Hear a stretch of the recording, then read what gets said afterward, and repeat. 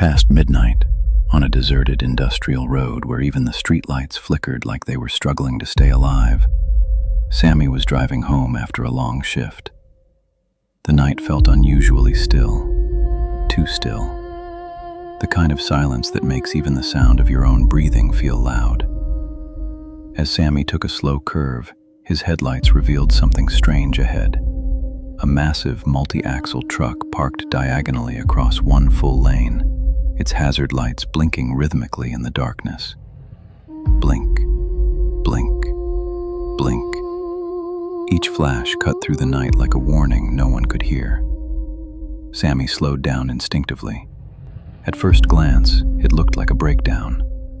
The engine was still running. Exhaust smoke drifted lazily upward.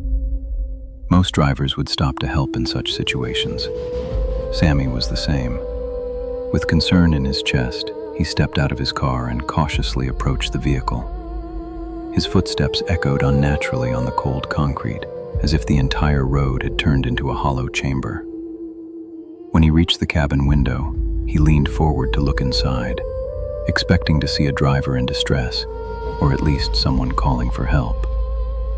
But the cabin was empty, completely empty. Both seats vacant. No movement, no silhouette, nothing. Just as he stepped back in confusion, the truck's cabin light flicked on by itself. The sudden burst of light inside the empty vehicle felt wrong, deeply wrong, as if someone or something was watching him from a place he couldn't see. Sami's heart punched against his ribs.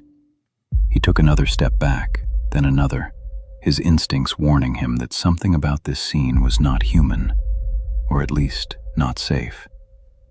And then it happened.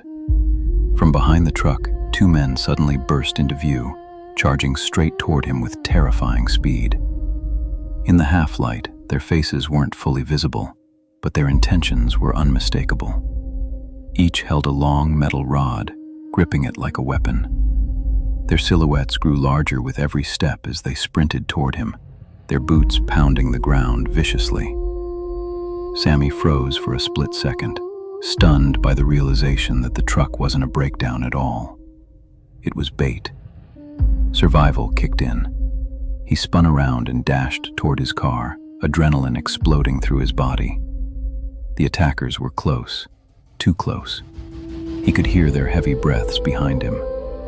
Sami flung himself into the driver's seat, slammed the door shut, and twisted the key with shaking hands. The engine roared to life just as one of the men reached the rear of the car. Sami threw the car into reverse and slammed the accelerator. Tires screeched, rubber burned, and the car shot backward.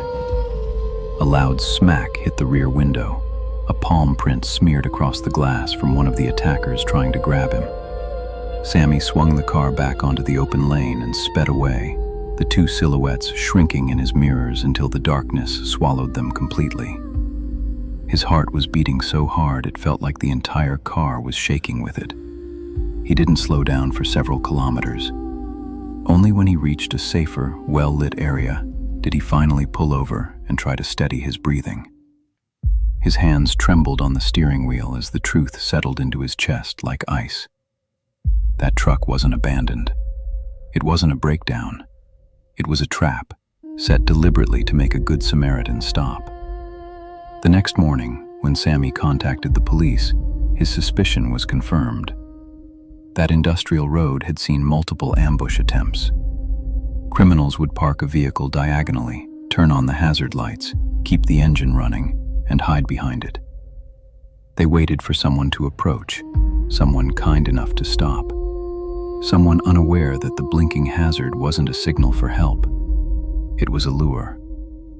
Sami never looked at stranded vehicles the same way again, and the lesson he learned that night is one every late-night driver should remember. Never approach a blocked lane without checking the surroundings first, because in the isolation of the dark, even a blinking hazard light can be the beginning of a hunter's trap.